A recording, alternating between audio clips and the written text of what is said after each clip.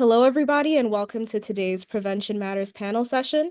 Prevention Matters is a monthly online panel that's hosted by the Canadian Observatory on Homelessness, where we dive into what it really means to prevent homelessness in our various communities.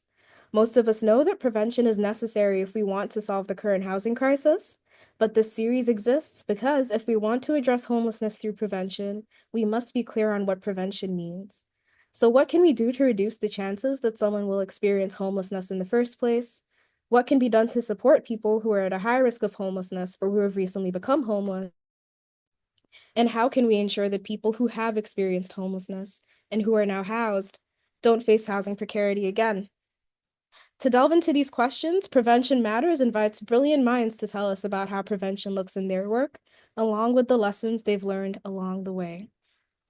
So before I introduce today's panel topic, it's important to state first and foremost that a healthy stock of government-funded affordable housing is a critical part of ending homelessness.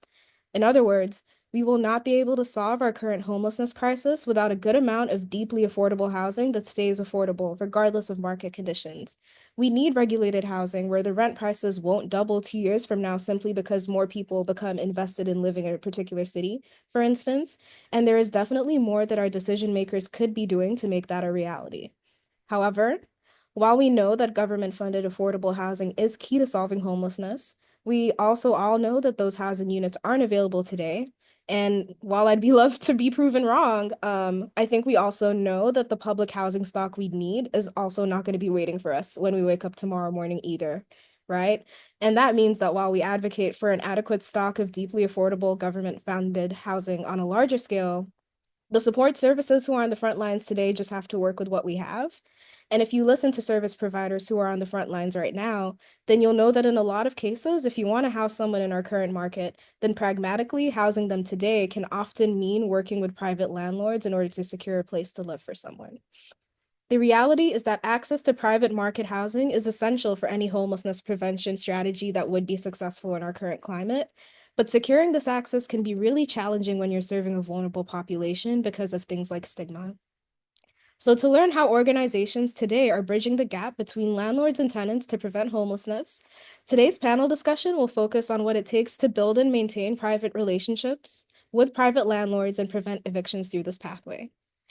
Our guests will share practical insights on how to make these relationships work in their roles as service providers, with a specific focus on navigating the unique barriers that Black, Indigenous, and racialized clients face in the housing market. However, before we get into it, I have a couple of exciting announcements about some cool opportunities that are coming up on the horizon. So first off, I'm really excited to share that the Canadian Observatory on Homelessness, in partnership with Away Canada under their joint project Making the Shift, is now accepting applications for the 2025 Youth Homelessness Prevention Awards. This award was created to celebrate the important work that's being done to prevent youth homelessness in Canada, and two winners will be awarded a cash prize of $10,000 each. If you're involved with an organization or project doing something innovative to prevent youth homelessness, then please visit our website to learn more about how your team could apply. The other thing that I wanted to put on your radar is that our first ever in-person panels are now available to be watched on YouTube. So if you've been a part of Prevention Matters for a while now, and you remember around last October when I was going on and on about these in-person panels that I was really excited about, then you may have been able to join us at last year's CAEH conference in Ottawa and participated in our first ever in-person panels, which means that we basically did this process in a room with people live, and it was really cool. If you were there, you might also remember the fun I had with getting people to wear Halloween props because it happened that one of the days fell on October 31st. So there's two panel discussions up now available on our YouTube channel for those of you who are interested in watching those back. I'm not going to tell you which one has the Halloween costumes. You're going to have to go look for yourself. But I am going to tell you that both conversations were a good time and it was just really fun and insightful. So Emma's going to go ahead and help me put a link in the chat where you can check out those panel recordings today. And I really do encourage you to take a look at them after today's conversation. I also have some news about how you could get involved in the in-person panels that we're going to be hosting later this year. So I'll be back at the end to tell you more about that. Stay tuned. Focusing back on today's panel, though, I wanted to remind you that these sessions are not your typical webinar.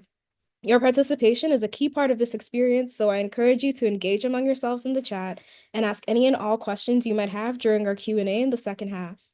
I also wanted to remind you that your feedback is very important to us. So if you have any thoughts on how we could improve your experience, we'd really appreciate you sharing them with us. Please make use of a feedback form in the chat because we really do want to hear from you. This session will be recorded and shared publicly on our YouTube channel. So if you'd like to maintain your privacy, I'll invite you now to turn off your video and rename yourself using the tools at the bottom of the screen. Since we're gathering online today, a single land acknowledgement doesn't capture the richness of our many locations. The Canadian Observatory on Homelessness is based in York University, Toronto, and so we will share their land acknowledgement. But as always, we invite all of our guests to consider their position regarding the land in which they find themselves. We acknowledge our presence on the traditional territory of many Indigenous nations. The area known as Toronto has been caretaken by the Anishinaabeg Nation, the Haudenosaunee Confederacy, and the Huron-Wendat. It is now home to many First Nation, Inuit, and Métis communities. We acknowledge the current treaty holders, the Mississaugas of the Credit First Nation. This territory is subject of the Dish with One Spoon Wampum Belt Covenant, an agreement to peaceably share and care for the Great Lakes region.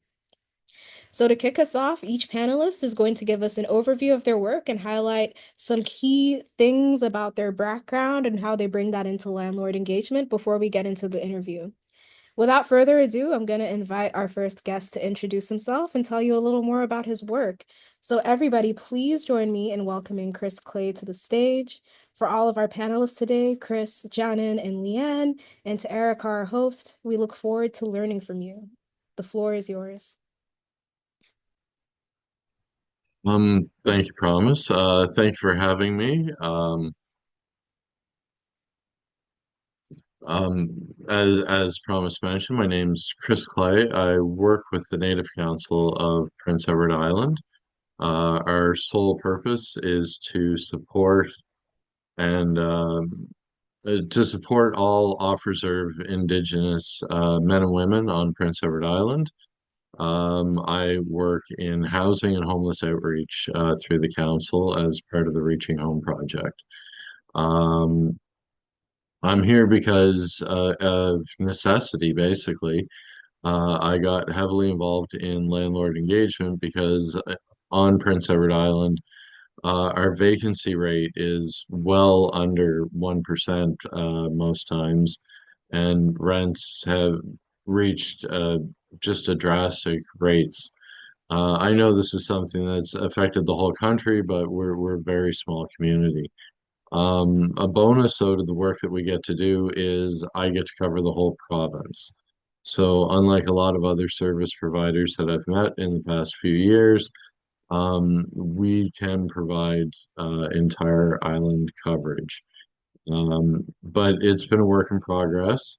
We work quite hand in hand with a coordinated access committee on Prince Edward Island.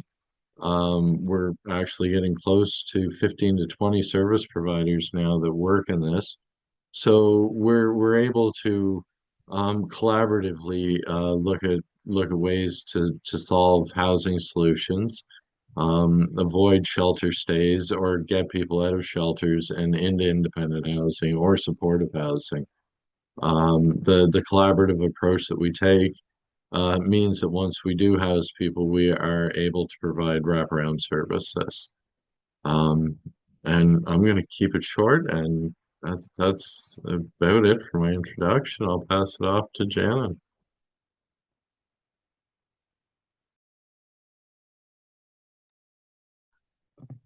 Thank you, Clay. Thank you, Chris. Sorry. Yes, so my name is Jadin Bartholomew. I am the landlord engagement specialist for rest centers. I am actually a registered social worker. And in this experience as a landlord and engagement coordinator, I get the opportunity, and it's my role to find the housing for the youth that we serve,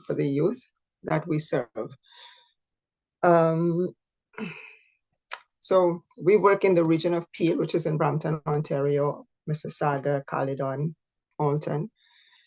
And we service the whole of the region of Peel to provide homes through our community landlords, builders, for the youths, BIPOC youth, which REST serves. So REST focuses on servicing the youth that are homeless or experiencing homelessness or at risk of experiencing homelessness. I will talk a little bit more as we go on, but right now I'll pass it on to Leanne. Thank you. Hi, everyone. My name is Leanne Gesso. I am the manager of Indigenous Housing and Inclusion at First Light Friendship Center in St. John's, Newfoundland. We support the urban Indigenous community with accessing safe, affordable housing. Like everyone else have already kind of mentioned, that is a struggle to try and keep folks housed or to house them.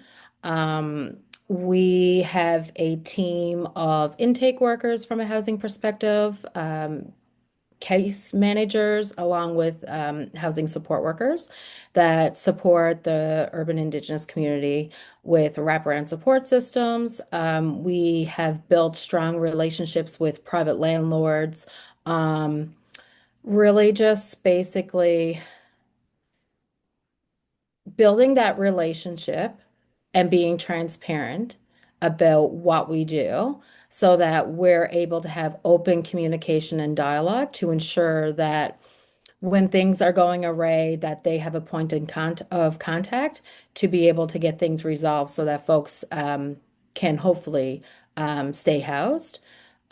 We see a lot of Indigenous community members not accessing shelters due to the layout of the shelter or re-traumatization, and those sorts of things. So we really try to do a lot of advocacy and system navigation.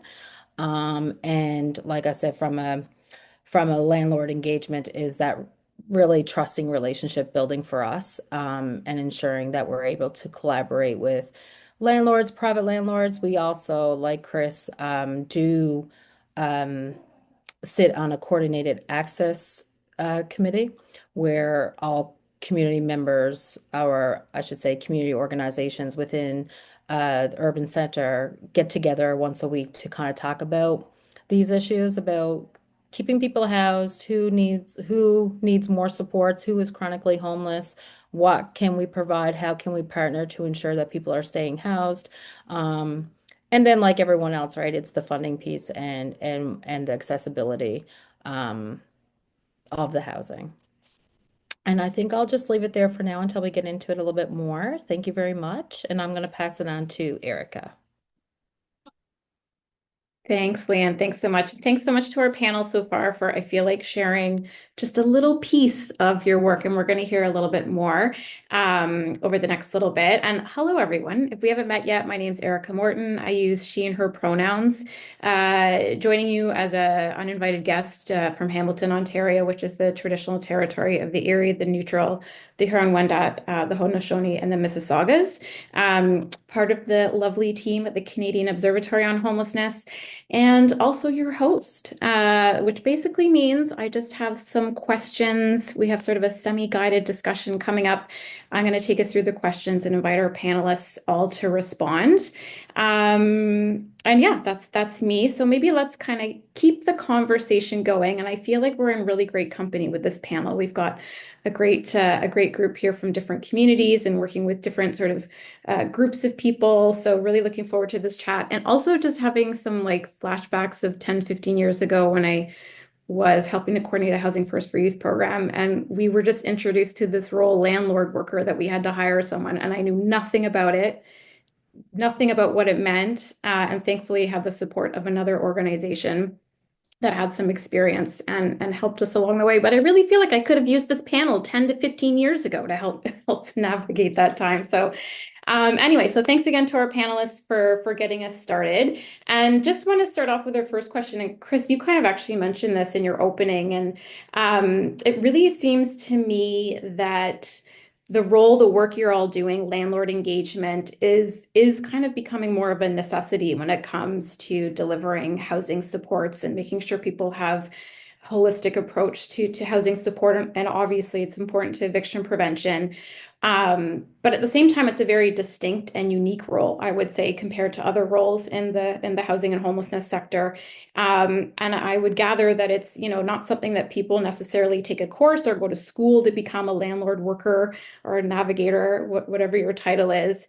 And so I guess what I'm guessing is that for you all, and maybe for other folks on this call, it's meant that getting involved in landlord engagement work has been a pretty deliberate and intentional sort of step that you've taken, and something that you thought was really valuable for you to be doing.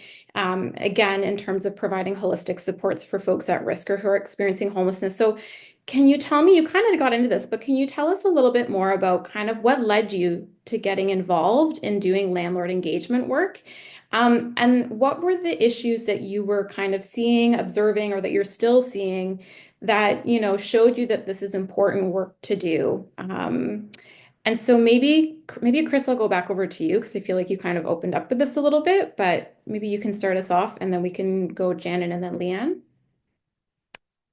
Well, I got into it and I mentioned it in my opening and you kind of brought it up. It's just purely out of necessity. We were seeing our shelters fill up and our our coordinated access group was seeing more and more names come to the table and there's so much competition for housing. We're coming into the summer months, so we're competing with tourist dollars. In the fall and winter, a lot of students come to the island for our university and our college. So there's always competition for the few units that we have, and we've got a fairly healthy immigration program on the island. So we realized that, well, when COVID happened, we saw a lot of evictions, and landlords really took advantage of people having a rough time and struggling with work closures and school closures and stuff like that. So that's where on the island we saw a big jump, and we realized early on that we had to find a way to tackle the evictions because our shelters were filling up, our community outreach center was at capacity, and we were seeing tent encampments pop up all over the city. So through our weekly meetings, different outreach workers and teams that I work with on the island, we've all kind of adapted this reaching out to landlords, and we do it in a way, to try and be the middleman, and that way, misunderstandings are dealt with. Um, we try and act as a way to do everything that we can to prevent losing that home. Because once someone comes into the system, it's really hard to get them housed again, and it's just because the rental rates are so high and there's so few available units here. I'll pass that on. That's great. Thanks, Chris. And that's quite an array of different factors that led you to getting into this work. Thanks for giving us a little taste of those. Sorry, Janet, over to you. Thank you. So the way that I would say that I got involved is prior to being a landlord engagement coordinator, I worked as a VAW counselor. So I counseled women and children for many years that were experiencing abuse or trauma, domestic violence.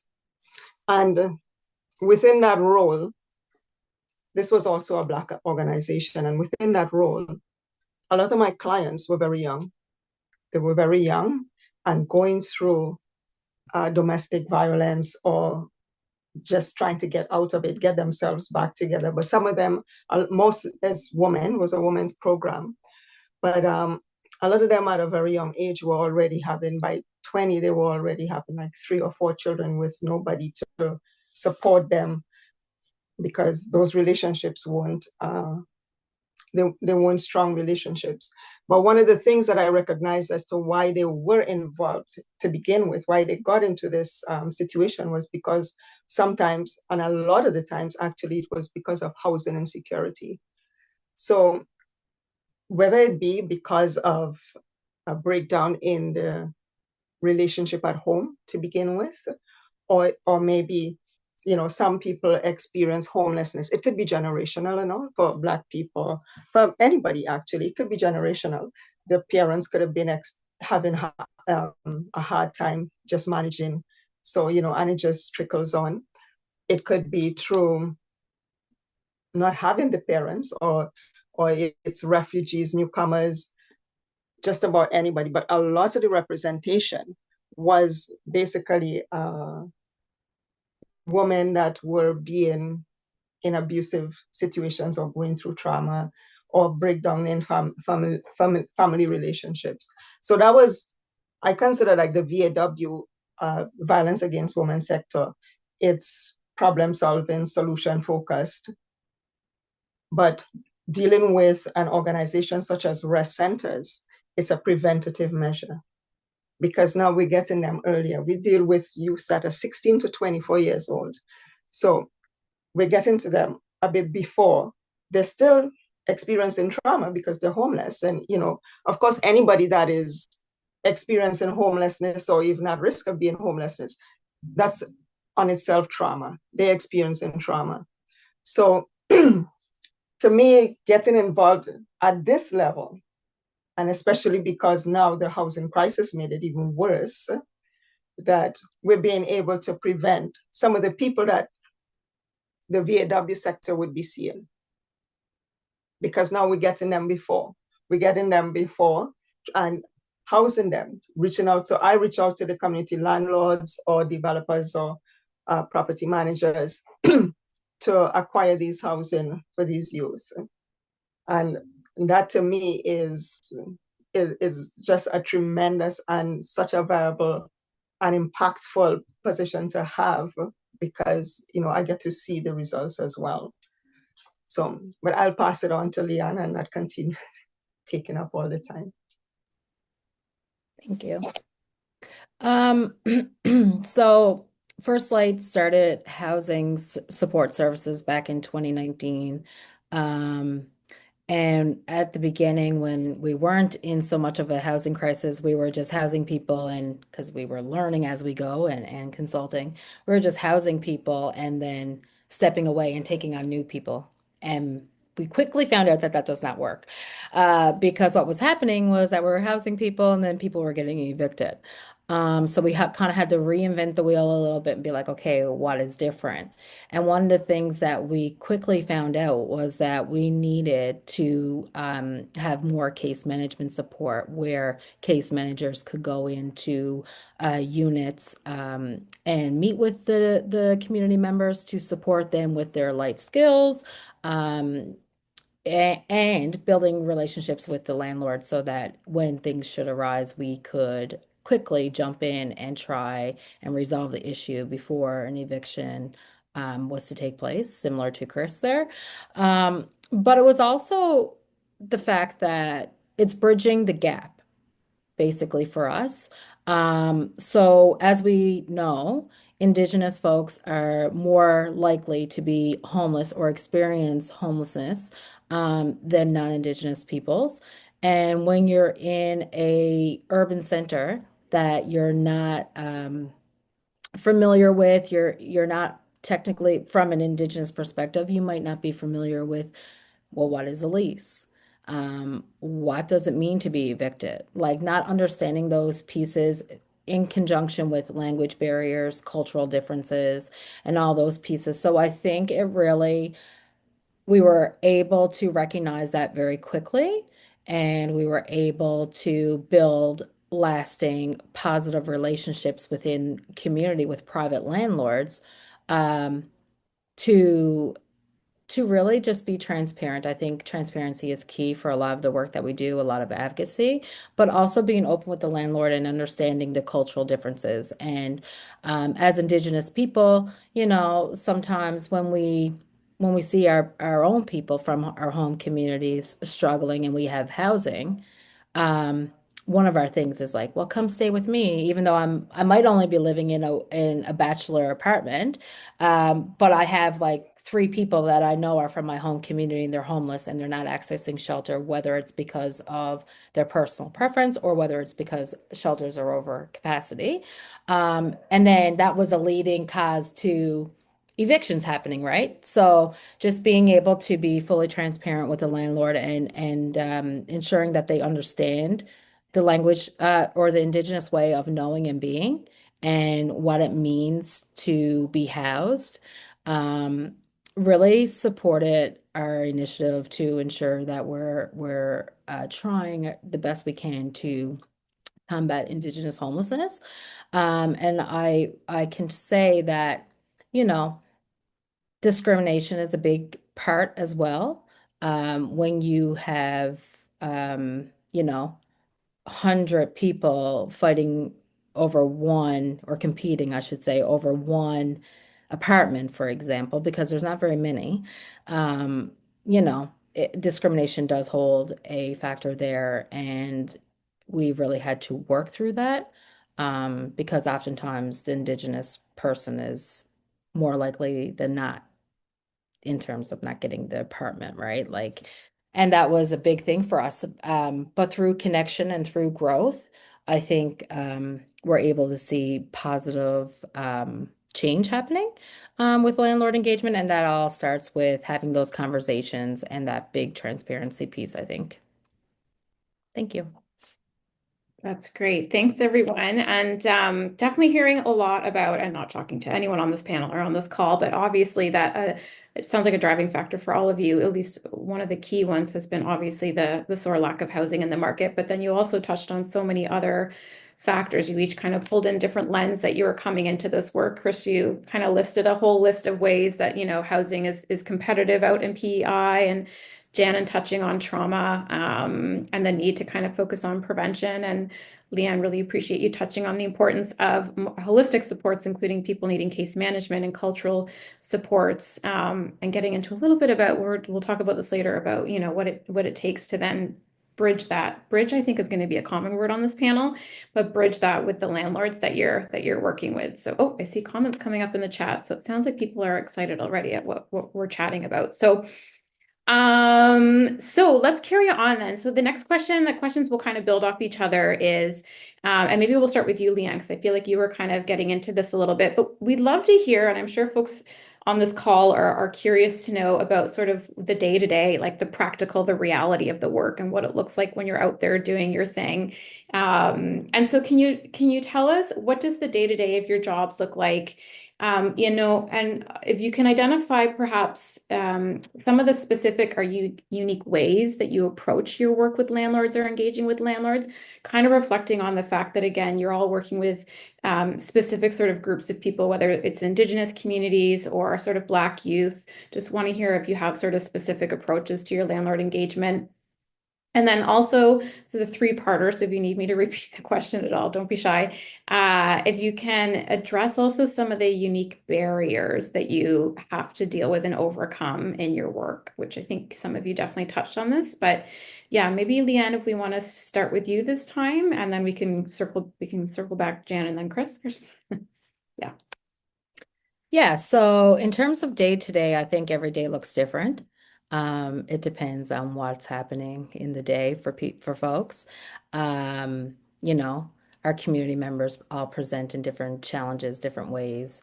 So it's really important for our team to first build trusting relationships with the community so that we can support them from a true holistic healing approach, and supporting them on their healing journey.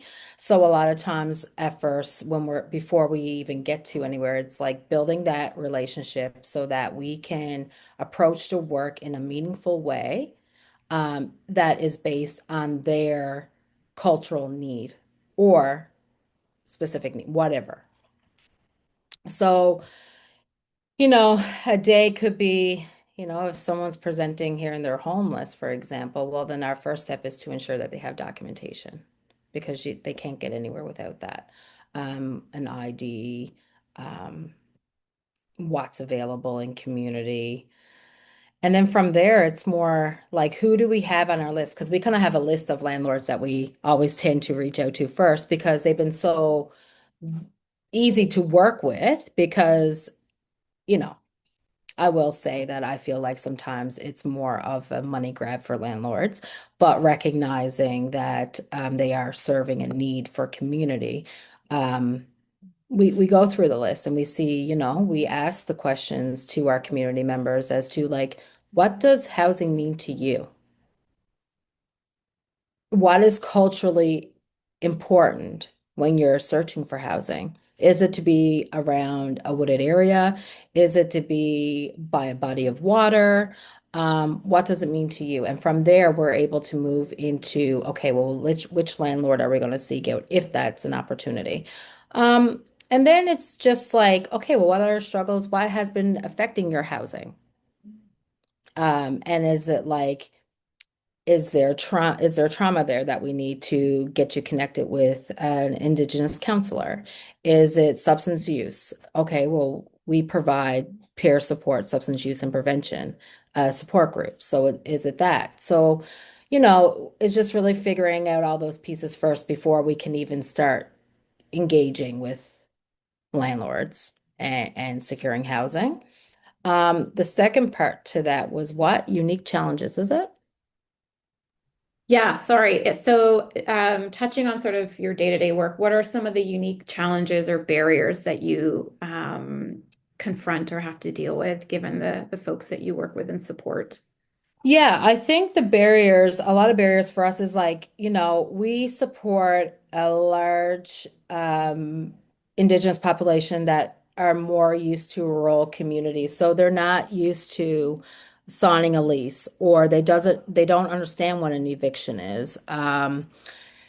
They've lived with family where there's like eight of them living in one unit, right? So they're not understanding how to maintain because they have never really had to do it before. So, first, I think that is a big challenge and a barrier because it ultimately, causes evictions if we don't step in to place, right? And then they're signing for leases that they don't even know what they're signing up for. So trying to explain that to landlords that, sitting down, we have to sit down with this person first. We can't just be signing leases and them not fully understanding what they're signing up for is one thing.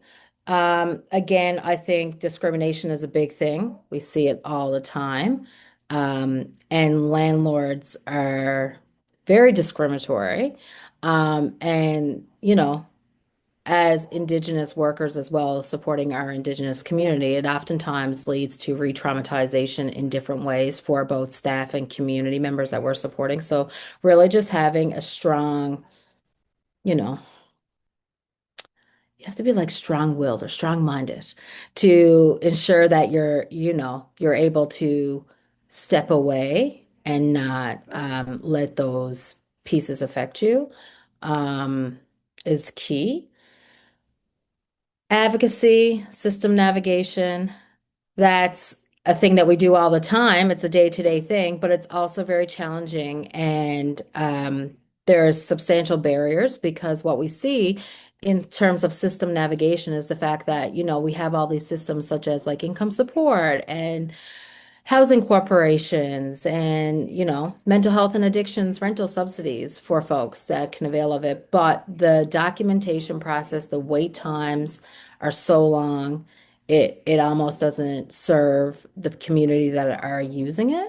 And then you have to look at more of like, okay, we have income support that, you know, it hasn't increased. Like the amount of money that they receive hasn't increased in so many years, but with inflation, they're not able to sustain their housing. They're not able to afford it, or they don't eat, right?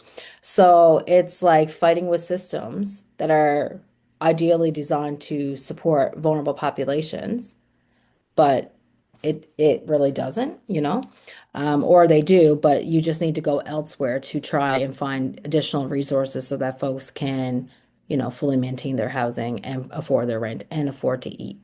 Um, so I think that, is the biggest thing. And with housing stability comes healing, and it kind of goes hand in hand. And once we can get our landlords understanding that piece, it makes everything else so much easier. Thank you. That's amazing. Thanks, Leanne. Yes, I, definitely hear all the work you're doing on the ground, but you're up against so many systems and structures all at play around you. It's a bit mind-boggling. Janet, maybe we can go over to you now. Yeah, everything that Leanne said and more. So at REST, and I should mention that REST, we're actually the only B3 organization in the region of Peel and surrounding areas. That is so we're totally focused on serving BIPOC youth. So, with that being said, we know that BIPOC youth face specific challenges and structural barriers to housing. So we develop culturally appropriate approaches to support these youth. And we aim to create conditions and an environment where they could build their confidence and families can heal, as Leanne mentioned, and communities could also do their part in supporting the growth and stability of these youth. The question was challenges, right? Yeah. So, Janet, you're off to a great start. Just keep going. We're just trying to get a sense of what sort of the day-to-day looks like in your work and specific approaches that you take. And then if you want to roll into this, it's a three-parter. If you want to roll into that, in your day-to-day work, what are the challenges and barriers that you have to work through? Well, I could tell you with the challenges, definitely, because we encounter so many unique challenges that stem direct from the needs of the clients and the community. That because often you find individuals that with histories of homelessness, they have trauma, exploitation. Some of the youth, they might be coming from the youth centers, being juvenile centers or being incarcerated, and these present barriers to getting traditional access to housing.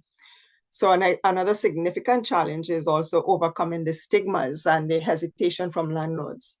So many of the landlords are usually initially, they're very reluctant to rent to tenants who don't meet the conventional criteria, such as having a stable income, a clean rental history, or strong credit.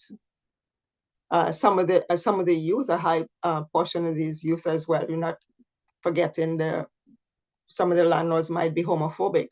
A lot of the youths would represent the queer community, the LGBTQ plus community as well.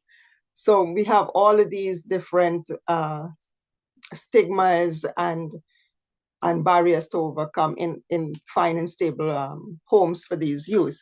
So part of my role would actually involve building the relationships and the trust with the landlords and advocating on behalf of the clients, and addressing their concerns with transparency as well, very transparently. And another challenge as well would be the lack of affordable and flexible housing options, as Chris mentioned. I mean, it's everywhere, yes, but it's worse now since COVID and the housing crisis, and that just makes it even more difficult for these youth. So this often involves a lot of negotiation, a lot of mediation and reassurances. We have the ongoing case management and tenant supports that's always available. And I should mention that our service is also a whole wraparound service. So they offered counseling as well. We have other programs that would teach life skills, and so they would learn to cook, financial literacy, tenant education. Then there's the job skills. We also have the FIRM, which is the Family Intervention Reunification Management program. So this would support the families if there's a breakdown with the family, that we have the workers that would actually go, do the conflict resolution and mediation, and or use family counseling. So there's a lot of, and build the supports and networks around that youth. So sometimes, they're able to mend that relationship as well. So I would say that, that I have to approach every engagement with a trauma-informed lens. And because our clients could be highly sensitive to the power dynamics, the housing inequality, or just even previous experiences of exploitation. So in this role, I would say I would serve as a liaison to ensure that the communication between the landlords and the tenants is respectful and constructive and solution focused if anything was to come up. It's also just as important in placing a youth in a home, when placing because we also have to think of how they're going to fit in. And as I mentioned before, it depends, everybody's situation, each individual situation is individual to them. Their personality, everything is individual to them. So it is being able to look at this objectively without judgment, but at the same time, you placing a youth in an environment that they would feel comfortable in as well, that they would be able to be, to nurture whatever goals they have and to grow. I always look at it as, our youth being our future. If they don't have a house over their head, if they don't have a roof, they don't have a place to sleep, they're going through all this trauma, what is going to happen for those to come? They're the ones that we have to rely on to continue. And it really doesn't matter color the skin or where they come from. Every youth has a right to be in a house and to have stable housing and to be safe and comfortable. So, it's very challenging, but it's very rewarding at the same time to do this type of work. That's amazing. Thanks, Jen. And you brought in so many good tidbits into your approach as a housing is a right, trauma-informed care, solutions focused. I'm hearing from all of you actually the really importance of, yes, we need this landlord engagement role, but also the holistic and the comprehensive wraparound supports that you guys all do so well. That's fantastic. Thank you. Chris, over to you. And if you need me to reread this three-part question that we threw at you, don't be shy. No, my day today is it's kind of like Leanne. Every day is different. You never know what you're going to expect. I wear a couple of hats though at the council, so I usually spend my mornings doing network or any of those interactions that I need to do. And in the afternoons, I spend doing street outreach and home visits. So that's a big part of the wraparound supports that we provide is an actual like presence at the door. I have a handful of clients that are in provincial supportive housing program, and we've seen a lot of success with them. But one of the biggest parts of the success is at least seeing them once a week.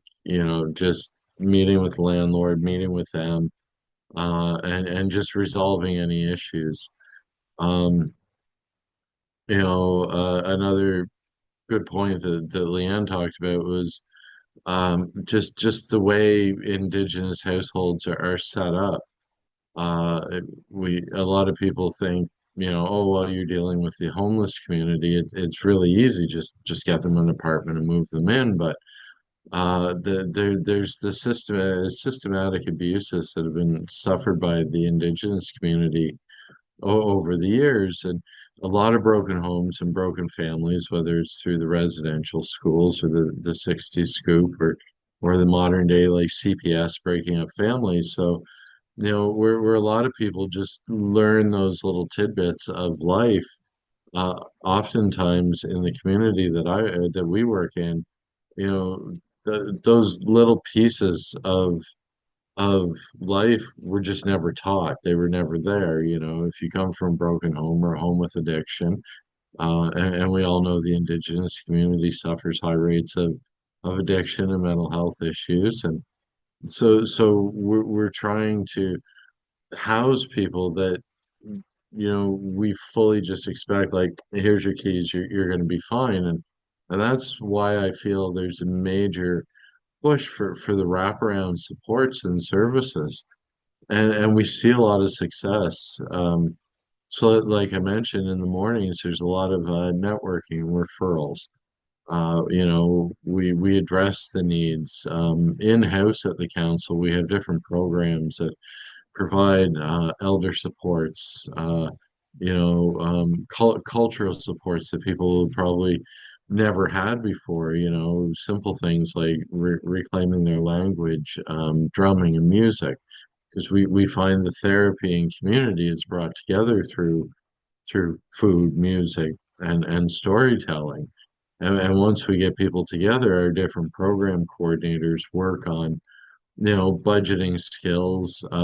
We have a regular program. We have a wonderful family service program called SAFE, and the coordinator often once a week in the different areas on the island will have a community meal. And not only will it be a way to bring members of the community together and talk about issues, but she's also talking like budgeting and healthy diet, and all of that is combined with this fantastic program.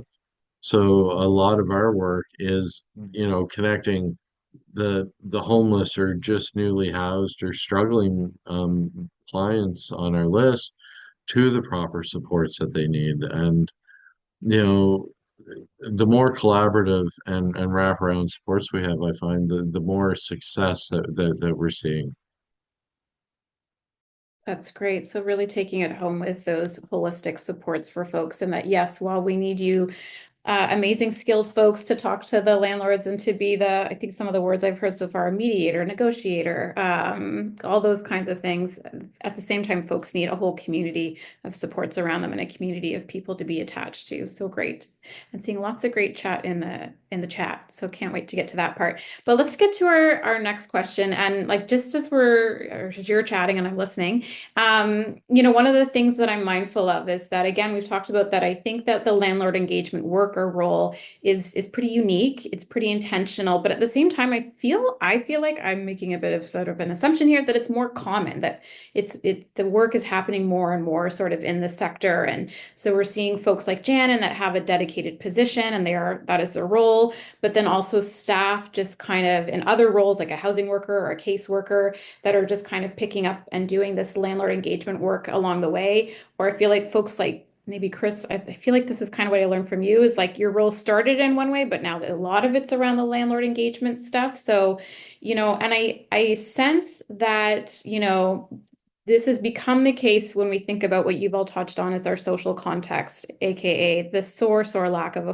deeply affordable housing that would address the folks, especially folks in core housing need. And so, unfortunately, this means that right now we just have to work with what we have and make best with what we have in terms of the housing stock. And that means trying to keep people in the housing they have, which is affordable, or at least more affordable than if they got evicted and had to go somewhere else and get rehoused at this stage of the game. So having to make do with what we have is one thing, but then also, and I feel like maybe Leanne, you touched on this. I mean, also wanting to make sure that we are sort of bridging to the landlords that do see that they have a role.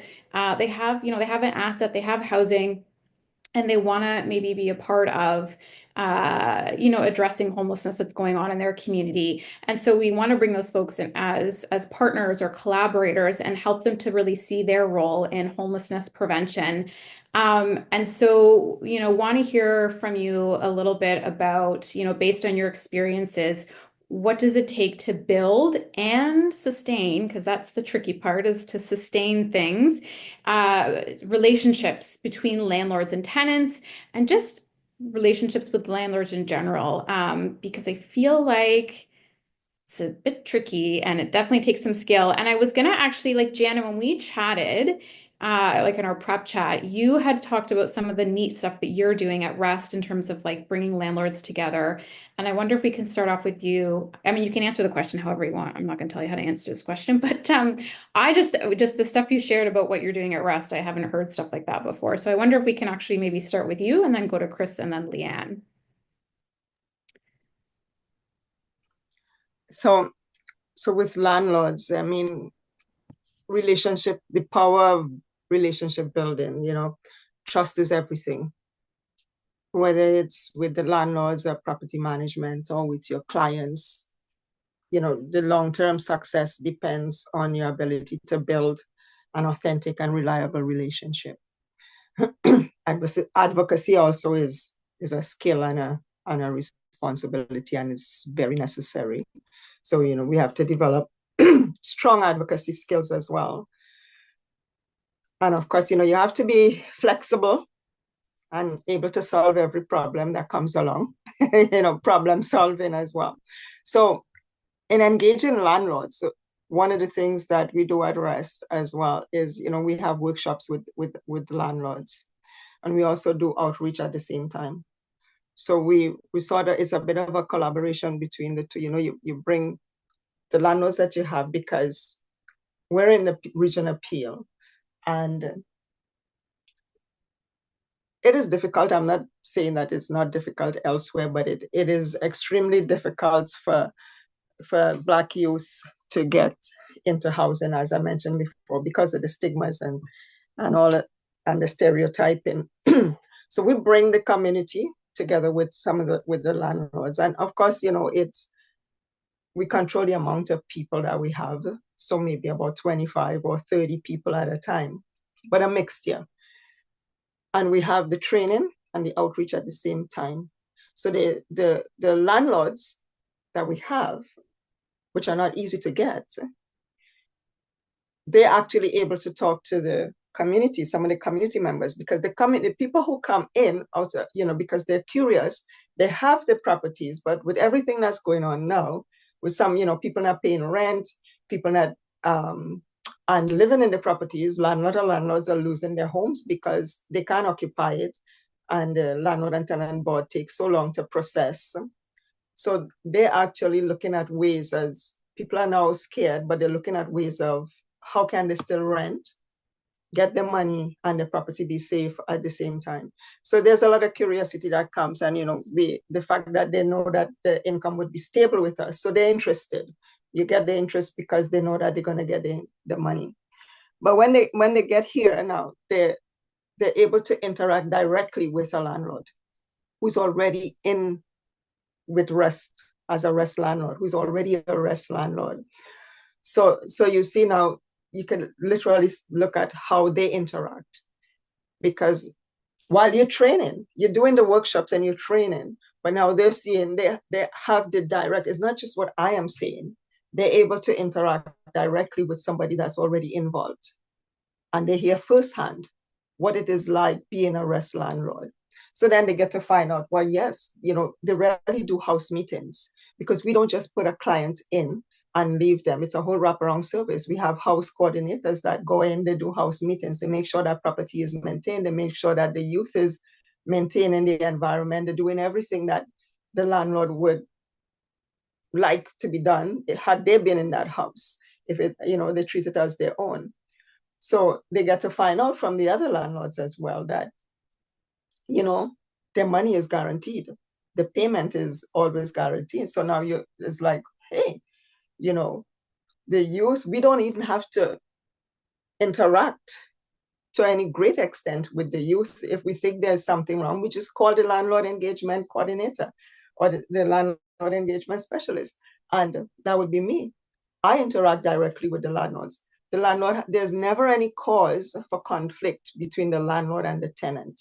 We have the housing coordinators and the case managers that the youth would, if they think they have an issue or they have a problem, whether it's among themselves or they think that the landlord did something they didn't like, they would talk to the case manager or the housing coordinator.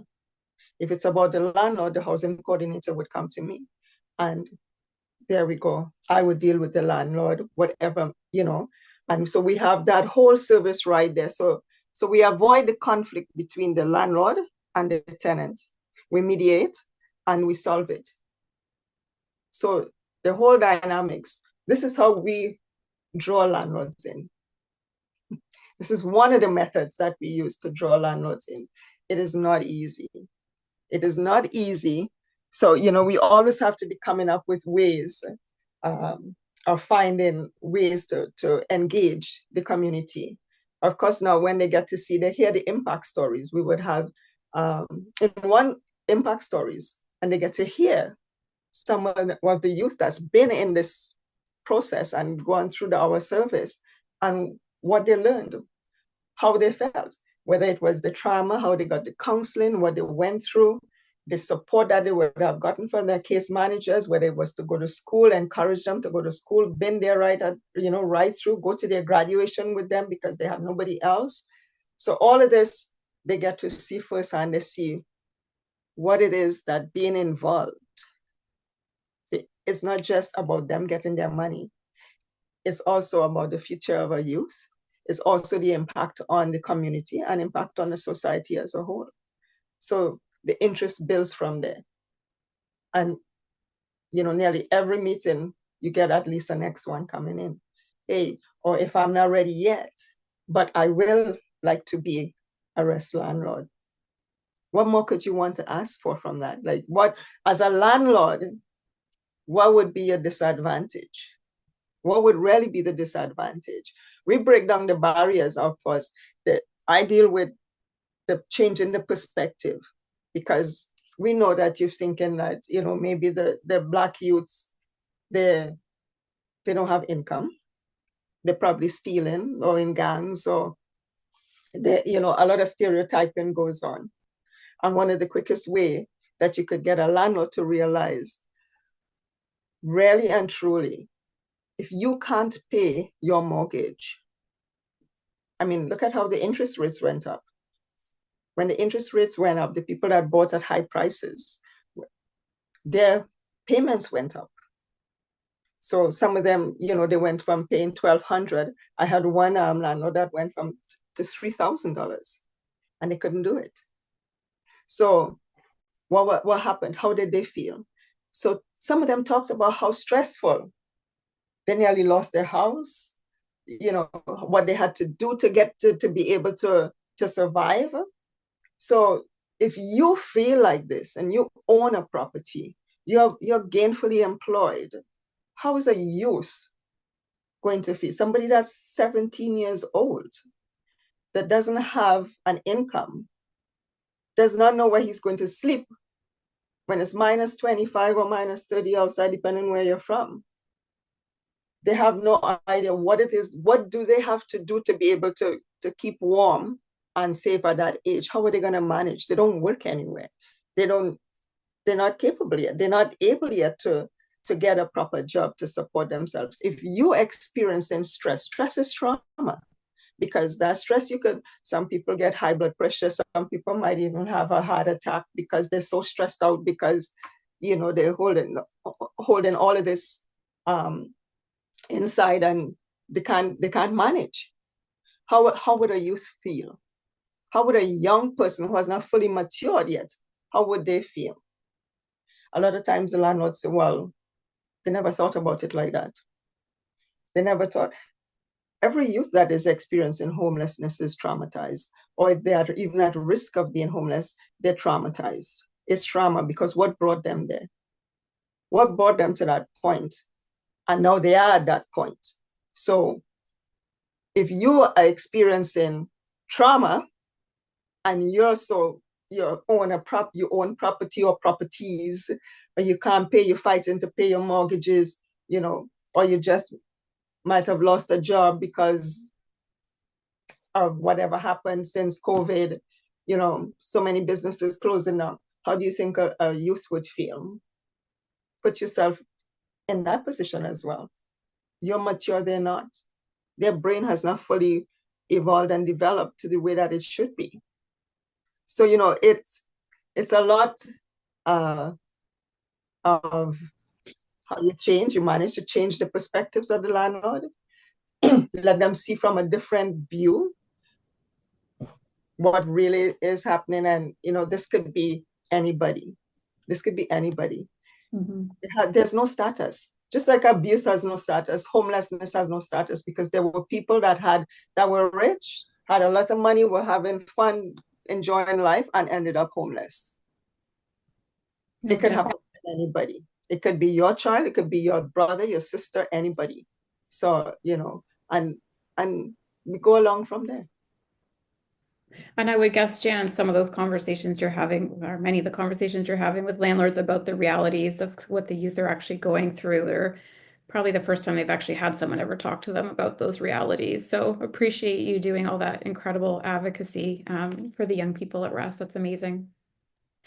And I think there's some interest to hear more about your workshops, by the way, in the chat, if I could see that. So just a heads up, that might be coming back at you in the Q&A, which we're going to get there soon. We're going to get Chris and Leanne to answer this question. And then one more question, which I think we'll try to just wrap it up quick, and then we'll get to the Q&A.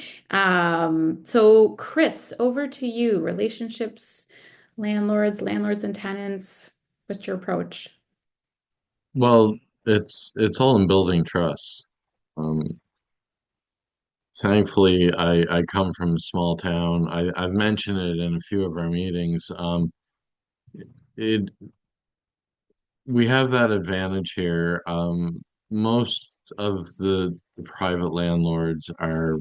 I've hit an age now where I grew up with a lot of them, or everybody, or there's always that 6 degrees of separation on the island. So if you're trying to find a landlord, you'll know somebody who knows them.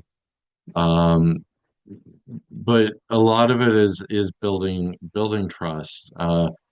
Proving that what you say you're going to do is exactly what you're going to do. Like don't sugarcoat anything. Be honest and frank with landlords. I've learned over the few years that I've been doing this that it's the best process. Um, you know, don't be afraid of having those honest conversations, with the tenant and with the landlord. And oftentimes you'll I find we work through issues a lot better that way if you're just brutally honest, no matter, for good or bad. And it helps. And with landlords, money always helps too. I've proven over the few years that if a tenant needs that little bit of support and we can do it, we're there. So that's always it's like the carrot in front to get them to, you know, that'll always catch a landlord's attention if you have the finances. But after that, it's continuing the relationship. It's just, it's like I started. You just prove that what you say is what's going to happen, and you're fair, and you don't dismiss the concerns of the landlord. I know we're client focused, and I'll do anything for my clients, first and foremost. But you can't dismiss the concerns of the landlords. And with the Indigenous community, there are preconceived notions. Again, that's a downfall to living in a small place. Names sometimes carry history with you.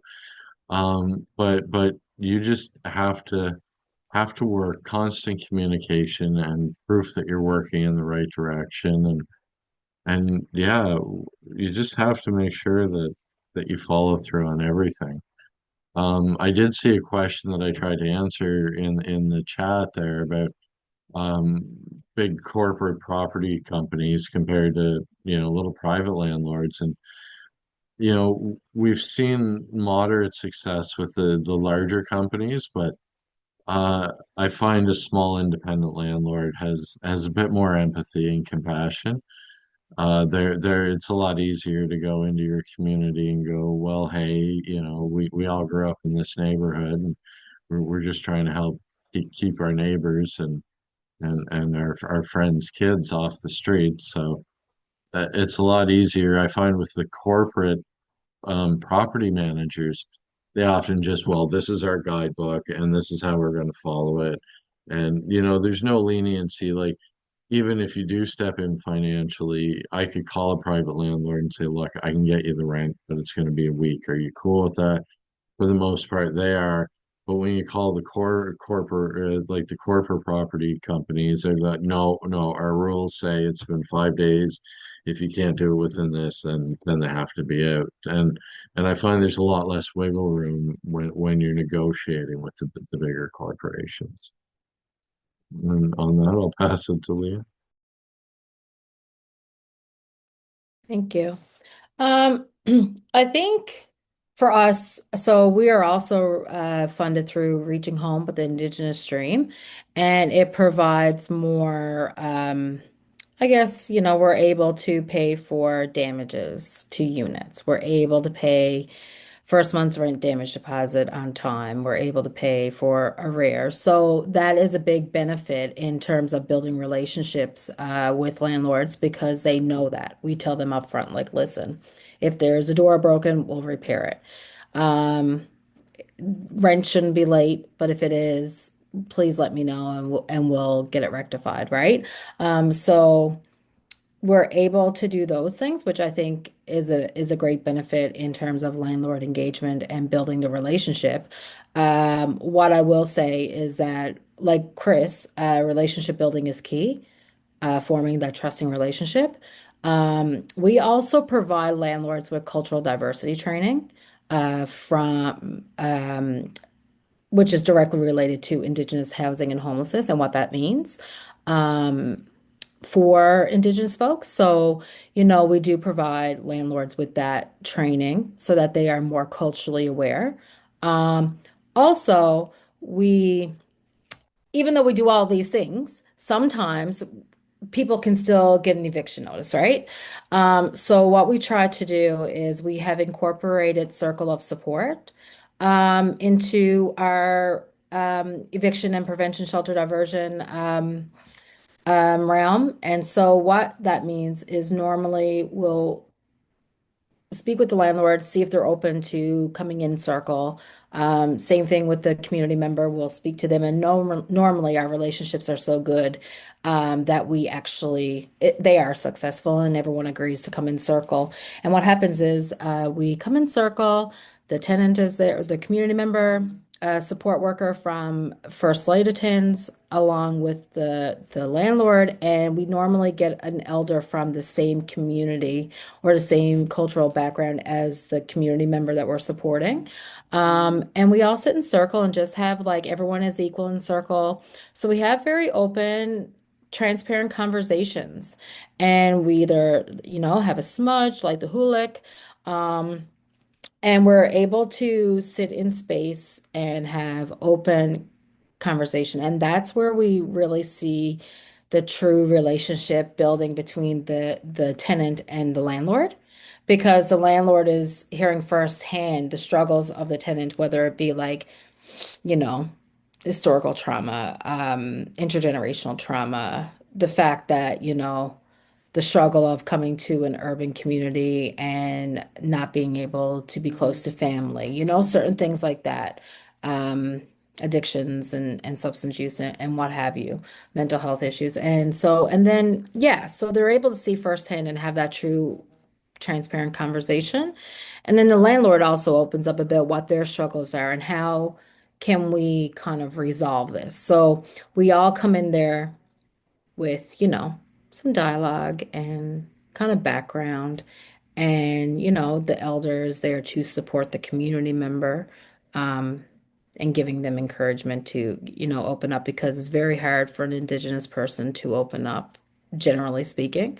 So having those trusting conversations sometimes are hard, especially when it's someone that's trying to evict you, and probably the relationship isn't always the greatest. Um, but getting that background piece has been so successful. And by the end of it, we have a solution, whether it means like first, like the support worker is going to commit to, and the community member is going to commit to letting a support worker go into their house 3 days a week.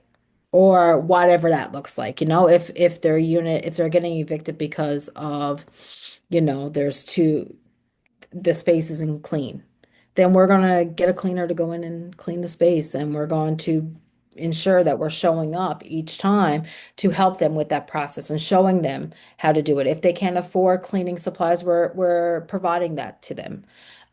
So, at the end of it all, it normally works out, and the landlord kind of most times takes back the eviction, and says, okay, well, we're gonna take away the eviction, we're gonna start new. We're on a good footing ground, and it builds relationships in all forms, whether it's within organizations and landlords, whether it's the tenant and the landlord. So it's a very, very powerful moment. And we've had success rate with both private landlords and corporate landlords by doing that. That's incredible. And thanks for sharing that. I had no idea you guys did such that intentional, yeah, relationship building work. And I mean, you all touched on different ways about how I think what I'm hearing in terms of relationship building, that the trust is there, but also the showing up, and just the different ways you're all showing up, whether it's hosting landlords in your space together or pulling folks together for a circle of support. These are really incredible sort of ways to, again, and I think it's, yeah, you're really doing great work in sustaining those relationships. And once you've got landlords that are, wanting to work with you, you're doing almost like this interesting work of like bridging like business and like social work kind of together, which again, so distinct and so unique. So thanks so much um, for shedding some light. And I suspect folks are going to definitely want to hear more about that stuff, and see if they can kind of share those practices in their own work. Okay, we are getting down to the wire here. So let's do this last question, which maybe we'll try to keep it sort of shortish, sort of. We'll do our best, but and this is sort of like advice that you guys can give or some guidance, because no doubt there's folks on this call that are doing landlord work, or they're thinking about doing landlord work, or they're trying their best at it, but just really want some more info and support. And I would gather that they're like you all on the panel. Probably when you started into this work, there wasn't a reference guide or a handbook or a full, yeah, I'm seeing the head nods. Like you've probably had to build it. And I know, Jan, we talked about this too. You've probably had to build this rollout as you kind of go along, and figure it out as you go. So wondering if you can tell us a little bit about what it's looked like for you to build out this role as you go. And, I don't know, what would you want to see if there was such a thing, such as a landlord engagement manual or toolkit? Like, what are some of the pieces of advice, basically, or guidance you'd offer to people as to, how they can move forward in terms of trying to build out a role like the work you're doing? So I'll just open up to whoever wants to jump in with that one, maybe. Oh, Jan's already like, I have some ideas. So take it away, Jan. Yeah, you called my name a couple of times, that's why. Oh, So sorry. the in landlord outreach and engagement, I think for that manual that you're going to create, if you could possibly put in there how to identify and approach, potential housing partners would probably help. Would probably help. For me, I think I had a little bit of an advantage apart from working in this type of doing this type of work. I am also a landlord, so I do understand from a landlord's perspective. Mm-hmm. Like when I first migrated to this company, to this country, I was also renting, so I was a tenant at one time before I became a homeowner.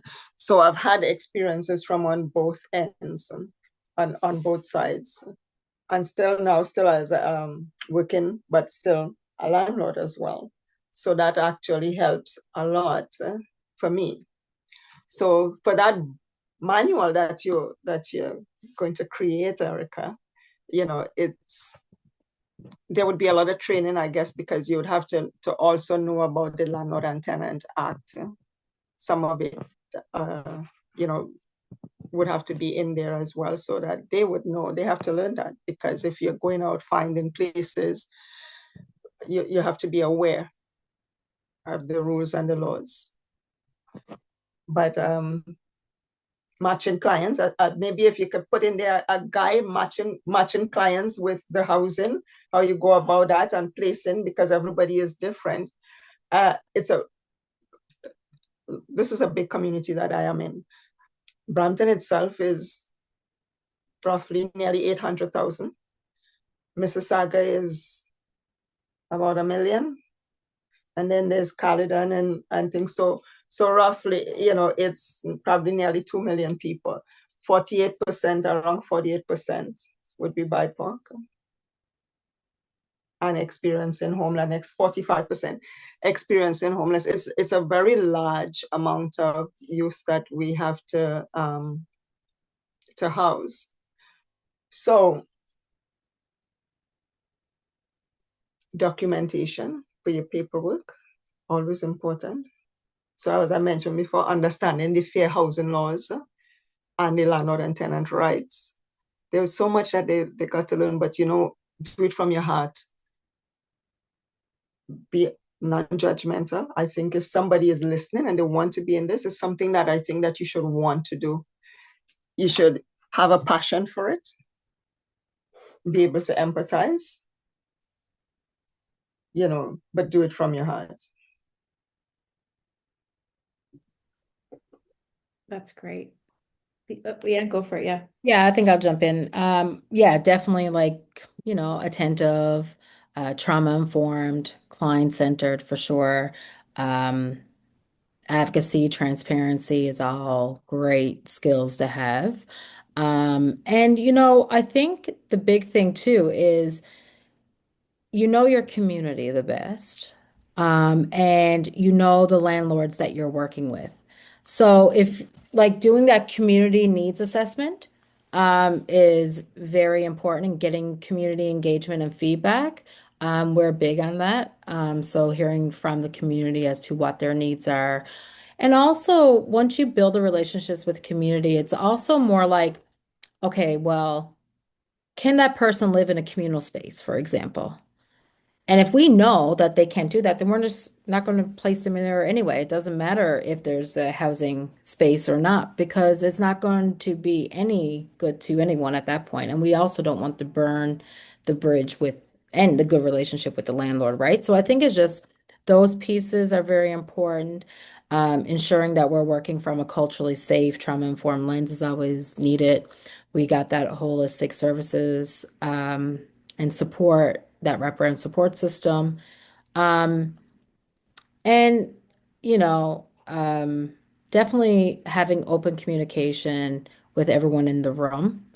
I don't like speaking unless they want me to, but I don't want to be speaking for our community members. I want them to have a voice and to be able to speak to directly to the landlords. Now, times when landlords are getting to us and being like, "Listen, we have like three broken windows and two doors, and this needs to be fixed." Yes, they're going to call us directly. They're not going to have that conversation with the tenant, right? But building that transparent relationship is key for us. That sounds great. And I would gather in that communication, a part of that too is being willing to have like uncomfortable and awkward Yeah. conversations, where there might be some feelings attached to that. Like, Yeah, and talking through that, right? yeah, From a positive lens and a supportive lens, whether it's for the landlord, like we're landlords too. We have transitional housing spaces, we have affordable housing. So we get it, just like Jane said, like we get what it means to also be the landlord. Um, but our first and foremost is always client-centered, client support. that's great. Chris, over to you. Close us out here. Well, I would make sure that people realize that it's all trial and error. This isn't something, well, as we're talking about now, there are no lessons for it. So you have to realize that it's not going to be, a home run every time, and don't beat yourself up. The coordinated access groups that I work with here in Charlottetown, we've worked really hard on, every week finding a positive. And that way you don't let the weight of the job kind of, drag you down. So that would be something that I'd really like to, if I was building a manual, I would, or a guide, I would talk about, because I see a lot of people get into this industry and burn out and disappear really quickly. And oftentimes they're beating themselves up over the losses. And you have to realize some landlords aren't going to budge. It's not always going to be a perfect situation. Celebrate your victories, but we're developing this every day as we go. So, 5 years from now, this will be a whole different discussion because, we'll have that many more years under our belts to say, well, done, we've learned, and we've made mistakes along the way, but here's where we are. Uh, That's great. What a great way to kind of close out this question. Appreciate it. And yeah, imagine it's definitely not always the easiest work. And people, I think, get into this field because they want to help, right? They want to support. And unfortunately, sometimes there are some realities to the situation. So good to have some perspective on that. Okay, we have technically 5 minutes left. I'm going to look to Promise to see what we're doing here, but I'm going to also launch us into a question because we have some great questions from the Q&A. And so first question I have here, thanks Emma for queuing up the questions for me. So people really want to hear some specific tips for winning the landlords over and getting to a point where they're willing to work with you. How do you approach reaching out to them, setting up initial meetings to build these relationships? Ooh, yeah. So how do you win them over? How do you woo the landlords? Yeah, I think for here it's money. Okay.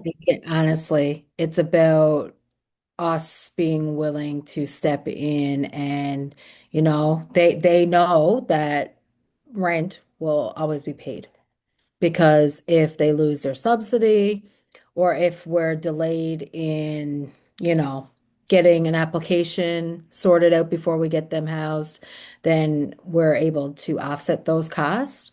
Um, and like damages, and we're always there, you know? So I think that's the main thing is that they know if they have an issue, they're going to call us and we're going to react. We're going to come, we're going to do what we said we were going to do. We're actively involved and we're actively engaged.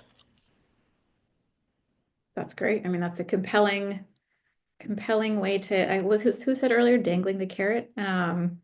Chris, I think, said that. But Launching it's carrots right true. away. It's true with competitive, right? It's such a Yeah, competitive market and yeah, everyone's fighting over the same unit. yeah, absolutely. it's proving that you're reliable, and well, again, I come from a small place, so word of mouth, if you do a couple landlord situations really well, then a couple more down the road, they'll be like, "Oh, I heard what you guys did with so and so, and I'm cool with working with that." So, that helps as you build your reputation. More and more landlords will jump to work with you. Awesome.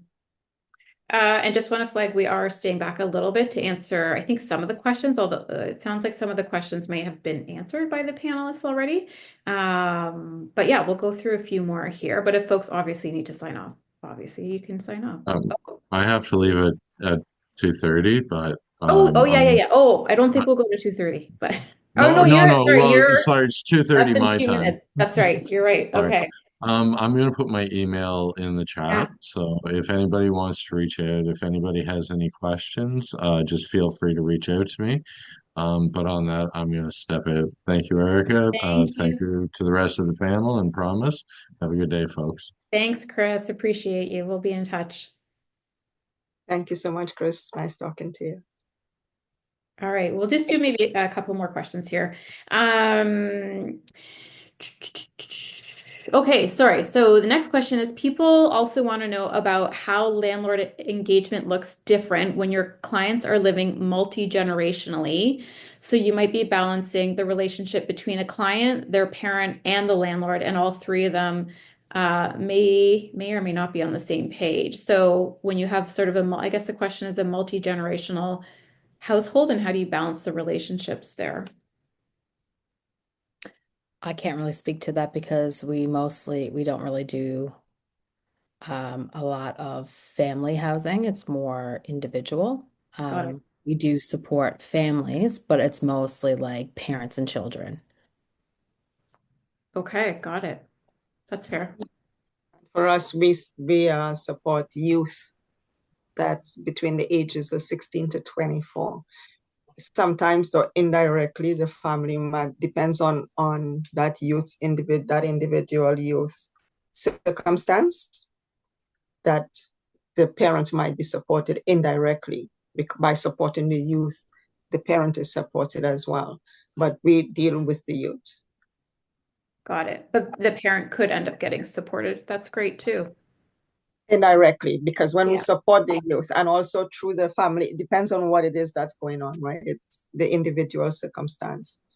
Because through the family intervention reunification, the firm program, if it's something that they could get involved with the family and resolve, then it might work. It just depends on what the situation is.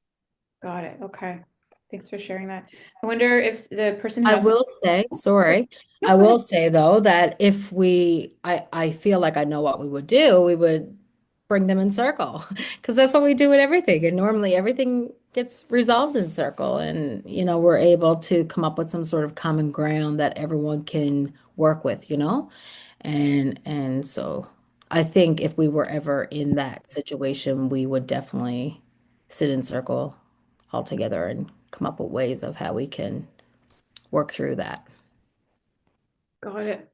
Thanks for that. Yes, yes. Feel free to answer as to what you would do if you were in that situation too. You come with all sorts of expertise. Okay, let's do one more question and then I need to throw it over to Promise to close us out. So it says Cheryl with Reach in Tacoma. Oh, cool. Hi, Cheryl from Tacoma, who's a housing case manager and a formerly unhoused community member. Says, not sure if government funding is the same as here in the US, but it sounds like we share many of the same issues, which makes sense. Yeah. I haven't heard anyone mention funding program requirements as a barrier. Do your financial assistance programs have strict timeframes or duration for a participant to receive assistance or be eligible for housing help? So funding barriers. That's always a barrier for us, especially like, we really access Indigenous stream funding. And Mm, sometimes it seems like funders are not really understanding the needs and the ways of knowing and being from an Indigenous lens. So, sometimes it's just like, okay, we got all this funding, but your directives and the way you want us to spend it is not really suiting the needs of community, right? So how do we be creative? And it's a lot of advocacy and going back and forth because we want to utilize the money in proper ways as supporting community, but the funding doesn't allow for certain things. So, it gets very frustrating. And I think having transparent conversations with funders, so that they can fully understand what is happening in community. And that comes with like, education too, right? Because I can only speak based on an Indigenous way, but, not everyone is educated in different Indigenous cultures. And so working to that and working for that, I think that is a big challenge. And the systems that are in place to support homeless folks, such as income support, does not meet the need of securing housing, right? So we're always having to apply to different funding sources to try, like Canada Housing Benefit, for example, to pay for that top up of the rent, um, in addition to what income support will pay. So, but yes, funding barriers are always a challenge. no doubt. Dana, do you want to add to that? Or are you just like, yep, I'm there too? Yeah, that's why I'm not in, because it's very much similar. Funding is always the issue, and understanding. Uh, just recently we were talking about that too, because some funders, they would fund a program specifically. If okay, we're doing use, but how is that program being managed? If you want, sometimes they don't understand that, directly, okay, you want to support a use, but somebody has to do the work for that use. Right. And So the not anything multi-funding goes through too, right? administration. Yeah, so so yeah, it's funding is a big issue all around. And the lack of multi-year contracts as opposed to 1 year, these 1 year contracts that you got to keep applying for and everyone's fighting over the same money, you Mhm. know? So if funding was designed so that it was a multi-year contract, um, you can do more work with that because especially when it comes from a housing and homelessness perspective, where it's so predominant right now. um, Mhm. Having the flexibility to be able to move through multi-funding opportunities is much more beneficial than these 1 year contracts. Yeah, because you can't predict that someone's housing stability is gonna happen within a funding period, right? Like people are human Mhm. beings and life happens. And so, their housing might be stabilized for a certain point, but then, stuff happens and they need supports and resources, but And they then you take all this time building a relationship, and then all of a sudden it's like, oh, well, we don't have this funding. So a lot of times you're offsetting ways that you can support them through different funding pots so that at least they're getting some sort of support, whether it's like peer support, cultural support, Mhm. housing support. We'll do what we can. Yeah. But yeah. Absolutely. I would say though for us at Rest, the region appeal, which is the region that we're in, South, they have actually they're one of our funders, and it's very interesting. It's really good to see because they also a part of housing. So they sort of understanding, they're getting a better understanding now as well. So Mm. they've increased the amount of money and the way that and the amount of the flexibility to use their funding that they're giving to rest now, which is actually really, really good. And it's really, really a good incentive now we could help more people, we could help more youth, and hopefully it doesn't end, you know, that it's continuous. But so far, so good. It looks like it's going to be continuous. It'll be continuous. So that's like a major break, a major, major break because it's the region itself that's part of it. Totally. It's nice, kind of like the landlords. It's nice when you can have the funders as like partners, and people that understand you and work along with you. Um, Sorry, Erica. I just put in chat there. I actually have to run, yep, yep, yep, yep. but my email's there. Please feel free to reach out to me anytime to have further conversation, or if you want more information, I'm willing to share. So thank you very much for having me. This was so great, and I look forward to watching some of the podcast. Awesome. Thank you so much, Thank you. Leanne. Appreciate you so much and all your sharing. And I think with that, I'm going to pass it to Promise to close us out. Yeah, we've wrapped up our third question. So over to you, Promise. Thanks so much, everyone. And yeah, thanks again, Erica, for handing back. I'm gonna, sorry, my voice is hoarse, so I'm just Ooh, excuse me, everyone. Let's try that again. Thank you so much for joining us, Erica. We're definitely cutting that out in post. Everyone pretend that never happened. I appreciate all of you who are still here with us today and who are staying right until the very end. So I'm just gonna go ahead and close us out with some housekeeping announcement before wrapping up for the day.